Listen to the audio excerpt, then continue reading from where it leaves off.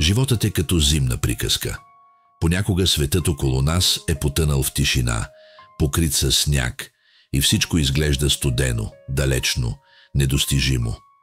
Вятърът носи спомени и надежди, понякога тихи, понякога бурни, като снежни вихрушки, които те карат да спреш и да се заслушаш.